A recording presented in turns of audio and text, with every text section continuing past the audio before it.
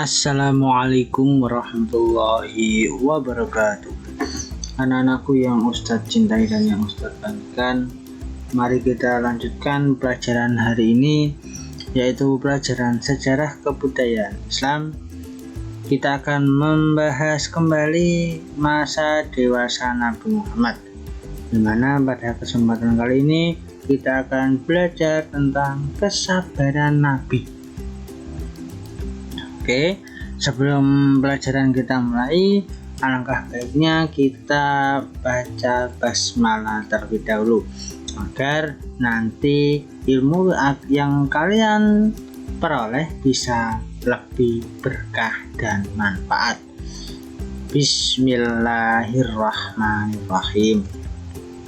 Oke, langsung saja kepada pembahasan pada pelajaran kali ini.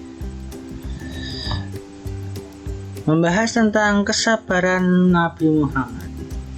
Dalam setiap tingkah laku dan perbuatan Nabi Muhammad selalu mengandung nilai keteladanan yang baik.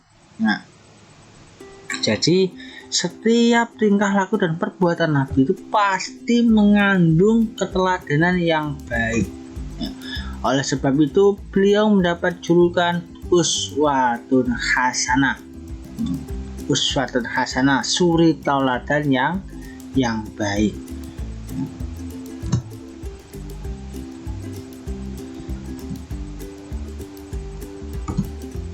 Contoh sifat teladan yang ada pada diri Nabi adalah sabar. Sabar ini adalah salah satu teladan yang ada pada diri seorang Nabi Muhammad. Karena apa? Karena sejak kecil Nabi Muhammad sudah diuji oleh Allah dengan cobaan yang sangat berat. Jadi sejak kecil Nabi Muhammad itu sudah diuji oleh Allah dengan ujian yang sangat berat sekali, sehingga menuntut beliau untuk berbuat atau memiliki sifat sabar.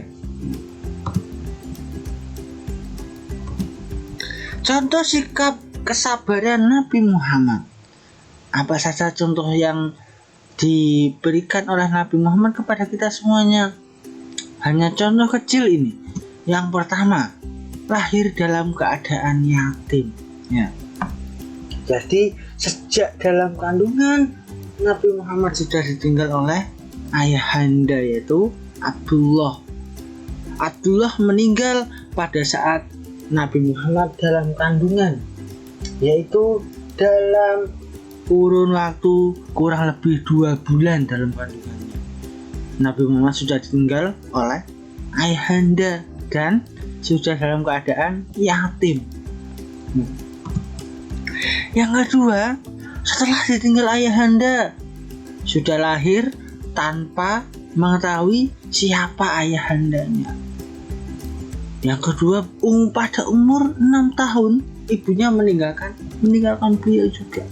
Jadi setelah umur 6 tahun beliau sudah dalam keadaan yatim piatu, sudah tidak punya seorang ibu dan ayah. Bagaimana Nabi Muhammad kecil diuji oleh Allah kesabarannya, sudah ditinggal oleh ayahanda dan ditinggal oleh ibundanya. Ya. Yang ketiga, ikut rombongan dagang ke Syam pada waktu masih belia. Jadi sejak kecil beliau itu sudah dituntut untuk bekerja, tidak seperti anak-anak zaman sekarang. Zaman sekarang sudah disuruh untuk fokus belajar saja masih susah.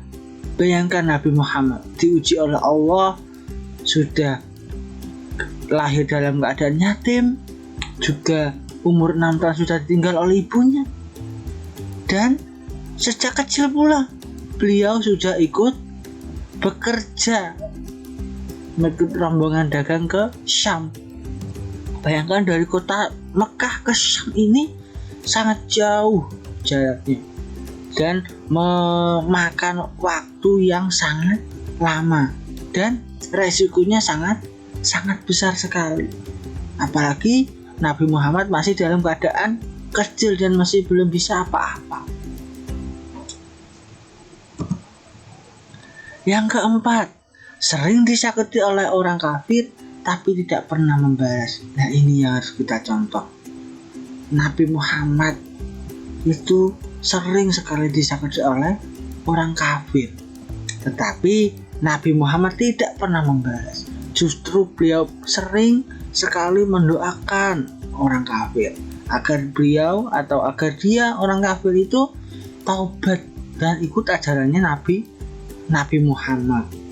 Nah, sebagai contoh berkat kesabaran Nabi Muhammad, berkat kegigihan Nabi Muhammad, beliau sudah mengislamkan banyak orang.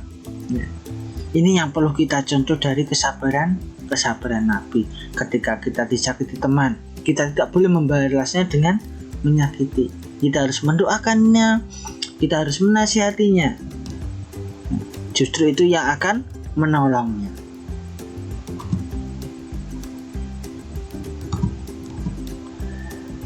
Dengan kondisi yang sulit itulah menjadikan beliau pribadi yang penuh dengan kesabaran.